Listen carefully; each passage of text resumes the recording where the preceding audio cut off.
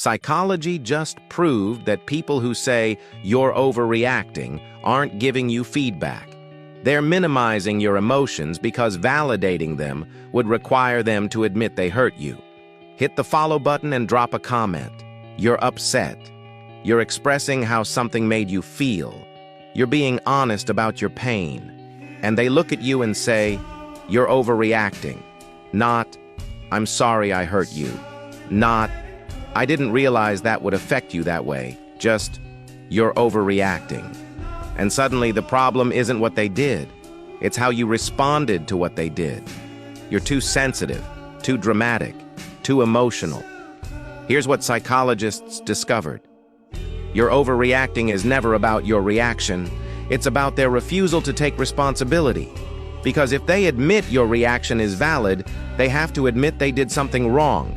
They have to face the fact that their actions had consequences. They have to feel the discomfort of being the person who hurt someone. And that's unbearable for people with fragile egos. So instead of accountability, they choose invalidation. This is called defensive deflection.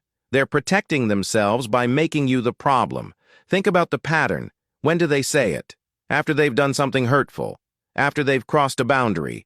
After they've been caught in something. Never when they hurt you and immediately take ownership. Always when they hurt you and need an escape route. And here's how it works psychologically. By labeling your reaction as excessive, they accomplish three things. First, they avoid apologizing. Second, they shift blame onto you. Third, they make you doubt whether you even have the right to be upset. And if you internalize it, if you start questioning whether you are overreacting, you'll eventually stop expressing hurt altogether. You'll swallow your feelings to avoid being called dramatic, which is exactly what they want.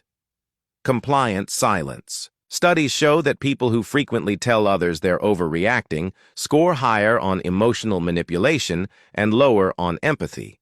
Because empathy would require acknowledging that pain is subjective and valid, regardless of whether they intended to cause it.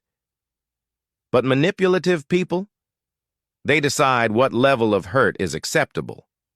And anything beyond that is your overreaction, not their misconduct.